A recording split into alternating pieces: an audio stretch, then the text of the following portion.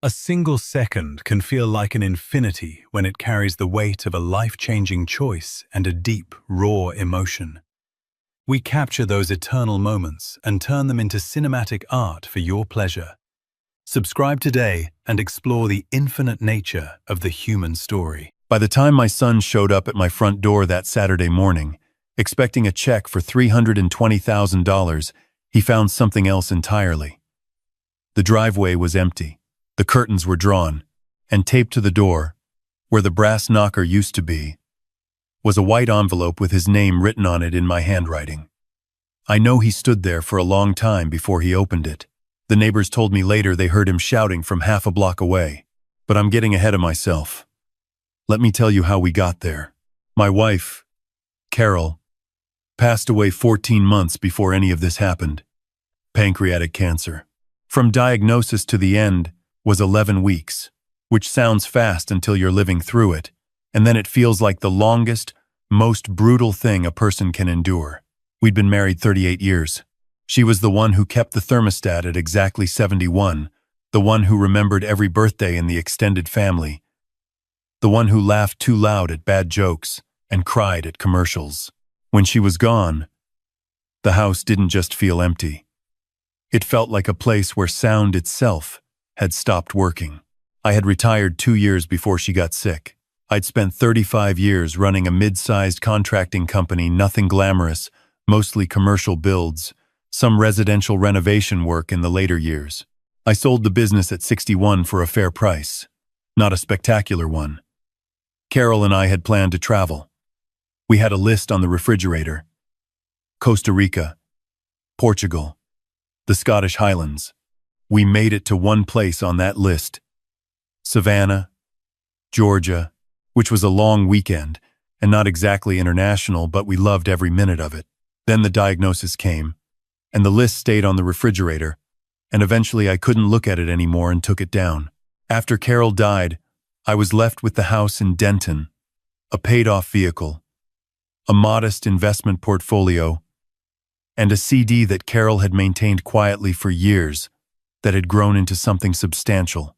The total picture wasn't extravagant, but for a man living alone at 63 with no mortgage and no debt, it was enough. More than enough. I'd worked hard for it, and so had she. My son, Brandon, was 34.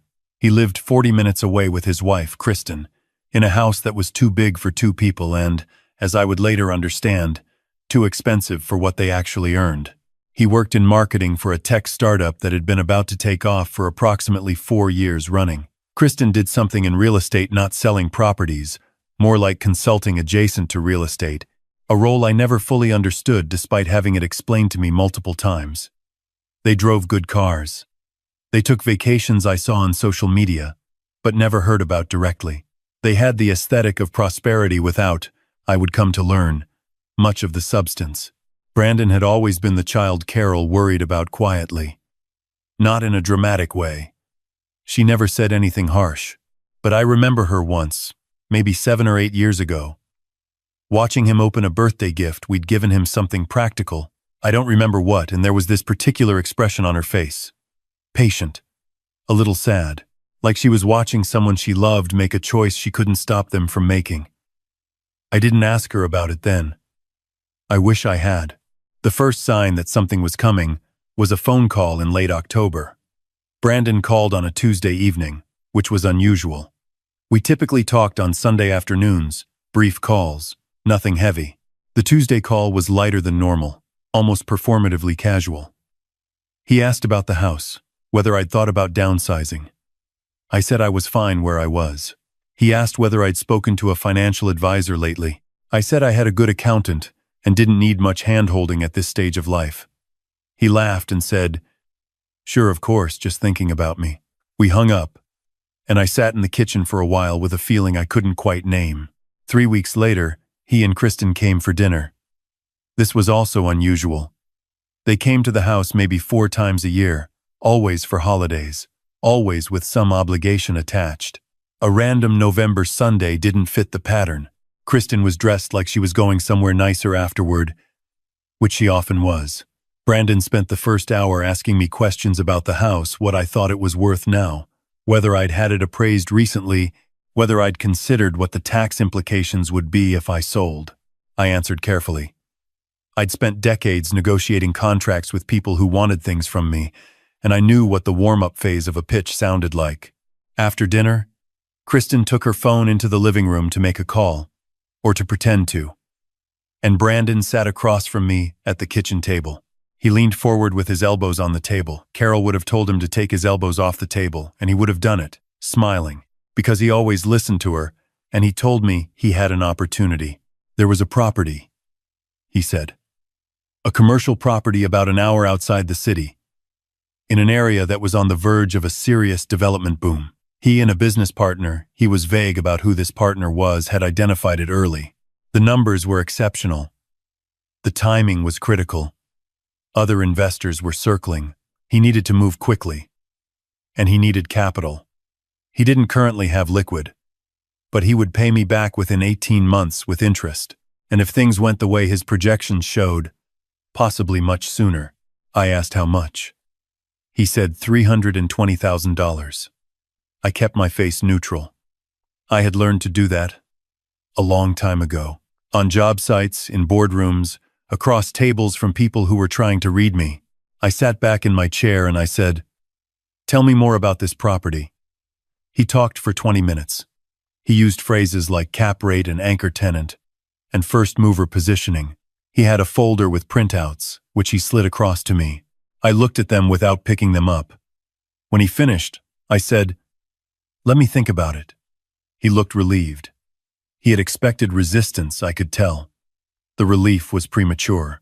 After they left, I sat at the kitchen table for a long time. I thought about Carol. I thought about what she would have said. Not about the money, but about the situation. About what it meant that our son had come to me with a folder of printouts and a pitch instead of a phone call. About the way Kristen had left the room so conveniently. About the business partner whose name Brandon had mentioned once and then skated past. I am not a man who moves quickly when something feels wrong. That instinct saved my business more than once. I decided to use it. The next morning I started asking questions. Not to Brandon, to the world around the claim he'd made. I looked up the property address he'd included in the folder. It existed, but the development boom he'd described was, at best, a rumor in a 3-year-old county planning document that had since been tabled. The anchor tenant he'd mentioned, a regional grocery chain, had announced 2 months earlier that they were pulling back on expansion entirely. I found that in a trade publication in about 6 minutes. I called my accountant, Frank, who had also become a close friend over the years. Frank had done my taxes for 2 decades, helped me structure the sale of my business, and was one of the few people I trusted to be direct with me. I described the situation without editorializing. He was quiet for a moment and then said, "I want to look at a few things. Give me a day." Frank called back the following evening. He had pulled what public records he could, done some quiet checking. He said the business partner Brandon had mentioned was a man with 2 failed LLCs in the past 5 years, one of which had resulted in a civil judgment for unpaid debts. He said the property in question had been listed, gone under contract, fallen out, and been relisted 3 times in 2 years, which was not the profile of something investors were circling. He paused. And then he said something I've thought about many times since. He said, "I've known you a long time, and I'm going to tell you what I'd tell my own brother. This isn't an investment. This is a request for a bailout dressed up in a blazer." I thanked him and hung up and went to sit on the back porch. It was a cold November night. I could see the garden Carol had planted bare now, the rose canes wrapped in burlap the way she always insisted, even though I never fully believed it made a difference. She believed it did, and so we did it. And I still did it now because I didn't know how to stop doing the things we'd done together. I thought about my son, not the version of him that had sat across from me with a folder, but the one I'd known before, the 10-year-old who used to fall asleep in the car on the way home from camping trips, the teenager who got quiet and serious when something bothered him instead of acting out, the young man I'd watched walk across a stage to get his college diploma with his mother's hand tight in mine. I tried to understand when those 2 people had become the same person, and I couldn't quite trace the line. But I also thought about Carol's quiet worry, and about all the times over the past few years when Brandon had mentioned, casually, too casually, things that told me their financial life was not what it appeared. The refinanced house they'd explained away. The business Kristen had started and closed inside a year. The investment account Brandon had mentioned once and never mentioned again. The pieces had been there. I had chosen not to assemble them. Over the following 2 weeks, I did something I had not planned to do for at least another decade. I called a real estate attorney, and I put the house on the market. It was not a rash decision. I had considered this before, in a general way, in the months since Carol died. The house was 4 bedrooms. I used 2 of them. The yard required more maintenance than I wanted to do alone forever. My sister lived in Asheville, North Carolina, which I had visited twice in the past year, and found myself thinking about more than I thought about Denton. It was not, in isolation, an unreasonable thing to do. I was simply doing it now, with some urgency, for reasons I didn't share with Brandon. I also called Frank again, and we had a longer conversation about the structure of my assets. He connected me with an estate attorney he knew well. Within 10 days, I had transferred the majority of my liquid assets into a revocable living trust with terms I'd set myself, reviewed carefully, and was entirely comfortable with. I changed the beneficiary designations on the accounts that needed changing. I updated my will. I did everything I should have done 2 years ago and had been putting off because doing it felt too much like acknowledging that Carol wasn't coming back. The house sold in 9 days. The market in Denton was still strong. I accepted an offer that was above asking and requested a 30-day close, which the buyer was happy to accommodate. I didn't tell Brandon. I didn't tell anyone except Frank and the estate attorney and my sister, who cried on the phone and said she'd been hoping I'd move closer for 2 years. During those 30 days, I was calm in a way that surprised me. I'd expected grief about the house, about what it meant for my relationship with my son. What I felt instead was something closer to clarity. I packed methodically. I donated Carol's things that her sister and friends hadn't wanted, kept the things that mattered, arranged for a moving company. I found the list from the refrigerator folded inside a cookbook, and I sat with it for a while, and then I put it in the box with the things I was keeping. I scheduled the move for the same weekend. Brandon expected my answer. He had texted twice and called once in the previous 3 weeks, each time some version of checking in that was really checking on the status of the money. I'd responded briefly each time, warm but non-committal, which seemed to satisfy him. The last text, on a Thursday, said just, "Dad, any update?" I replied, "Still working through some things. Give me a few more days." He sent back a thumbs up. On Friday evening, after the movers had gone and I had done one final walk through every room, I turned off the lights and stood in the kitchen for a moment. The refrigerator was gone. The walls were bare. The garden would belong to someone else now, and I made myself a promise that I would find someone in Asheville who knew how to winter wrap roses properly. I taped the envelope to the door. I had spent a long time writing the letter inside. I want to be clear about what it said and what it didn't say, because I've had months now to think about whether I handled it right. I did not write it in anger. By the time I sat down to write it, the anger had done what anger usually does. If you wait it out, it had burned off and left something quieter underneath. What was underneath wasn't hatred or contempt.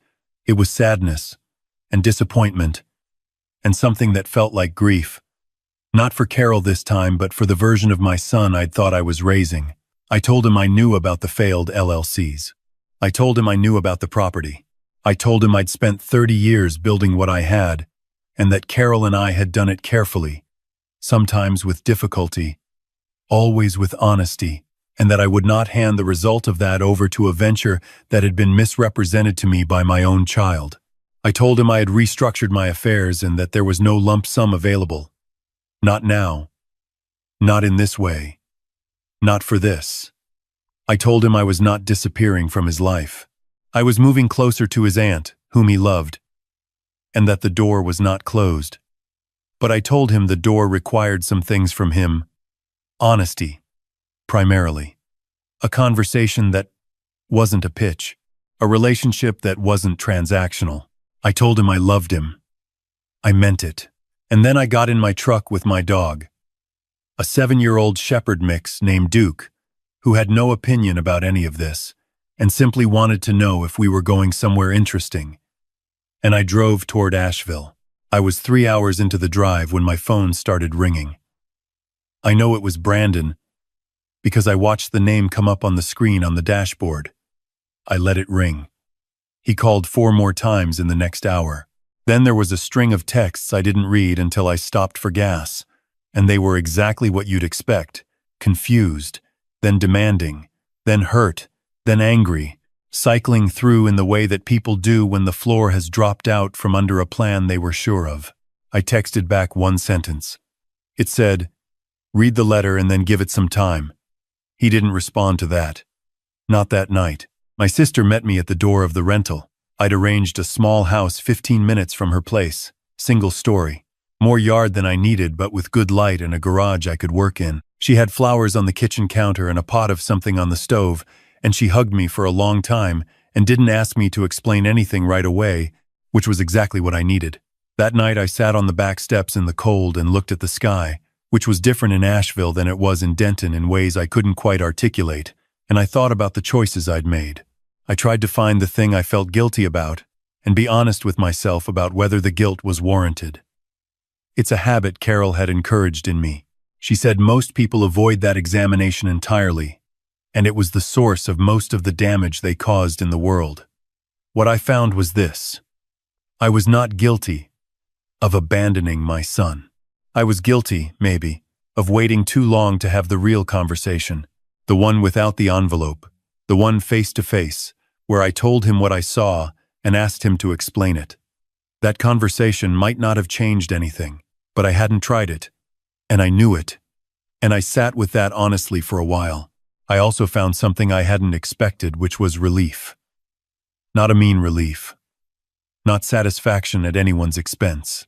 Just the physical feeling of a weight I'd been carrying for longer than I realized, set down.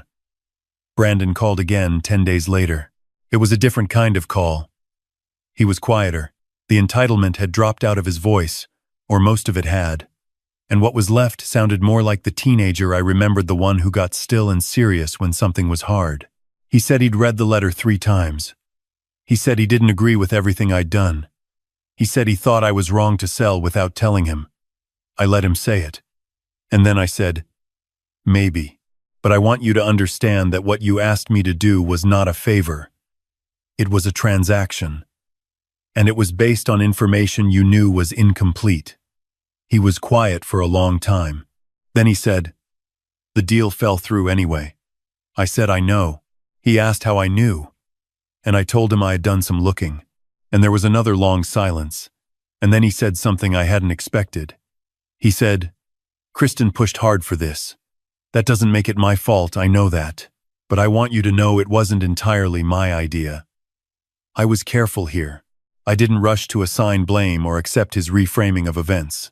I said, "I appreciate you telling me that, and I think you and I need to have some longer conversations when you're ready." We have. Not enough of them yet. Not the deep ones that I think we'll eventually need to have about how we both got here. But we've talked more in the past 4 months than we did in the 2 years before this. And those conversations have been more honest, and I think that means something. Kristen and Brandon are in couples counseling, which he told me without me asking and which I took as a positive sign. I don't know what their financial situation actually looks like now. That's their business to sort out, and I'm not an ATM. And they know that now in a way they may not have known before. I've been in Asheville for just over 5 months. My sister and I have dinner on Thursdays. Duke has decided the yard here is his personal territory and manages it with great seriousness. I've done some volunteer work at a youth building program, teaching basic carpentry and construction concepts to high school kids, which turns out to be more satisfying than I would have predicted. I've started looking at properties in the area not to invest in, not to flip, but to buy, to settle into, to make into something that's mine in this new chapter. I pulled out Carol's list last week for the first time since I found it in the cookbook. Scotland is still on it. I'm not in a rush, but I'm not going to wait for the right moment either. Because I've learned the hard way that the right moment is not something that arrives. It's something you decide. There's a couple things people always want to know when I tell this story, so let me just say them plainly. The first is whether I feel bad about how I handled it. The answer is partially. I wish I'd had more direct conversations with Brandon years earlier. When I first started noticing things, I did him no favors by staying quiet and keeping the peace. That kind of avoidance is its own failure of love. The second is whether I would give him money now, if he asked the right way. And the honest answer is that the money was never the point. If my son came to me with something real and needed help, the way people sometimes genuinely do, I would want to help him. That's not something I've stopped feeling. But the help would come with clarity, with honesty on both sides. And it would not come because someone had prepared a folder and a pitch. It would come because we were actually talking to each other like a father and a son. The third thing people want to know is what was in the envelope besides the letter. There was one other thing. I'd included a photograph of Brandon and Carol, taken at his college graduation, him in his cap and gown, Carol laughing at something off camera, her hand on his arm. I still have the original. I had a copy made before I left, and I put it in the envelope because I wanted him to hold something real. Not a printout, not a projection, something true. He texted me after he found it. Just 3 words. I miss her. I texted back. Me too. Every single day. That was the most honest thing either of us had said to each other in years. And it felt like the first real brick of something that might eventually become solid ground. I made dinner last Thursday at my sister's house and called Brandon on the way home, which is something I'd started doing, calling without waiting for a Sunday, calling without a reason, just checking in the way you're supposed to with people you love. He picked up on the second ring. He sounded tired, but okay. We talked about nothing for 20 minutes. Duke slept in the passenger seat and occasionally lifted his head when something outside the window seemed worth investigating, then went back to sleep. When I pulled into the driveway and got out, I stood for a minute looking up at the sky. The mountains were dark shapes against it. The air was cold and clean in that particular way it gets here in the early spring. Like the world is being careful about how it warms up. Carol would have loved it here. I know that the way I know things now, that I can't entirely explain a certainty that lives somewhere below the level of words. She would have had a garden going by April and known the names of all the neighbors within a month and found a bookstore she liked and a coffee place she pretended was too expensive and went to anyway. I carry her list with me now. Not in my wallet, I'm not sentimental in that specific way. But in my truck, in the center console, folded once. Scotland is at the top. I've been looking at flights. There's a version of the next few years I can see clearly Brandon and I finding our way back to something real, the kind of relationship that doesn't need to be performance managed or carefully maintained, just 2 people who are honest with each other and show up when it matters. I want that version. I'm working toward it. And there's a version of the next few years that has me standing in the Scottish Highlands with the wind coming off the water, holding a piece of paper that has Carol's handwriting on it. Finally crossing something off the list. I want that one too. I think I've earned both of them. I think I'm finally ready to go get them.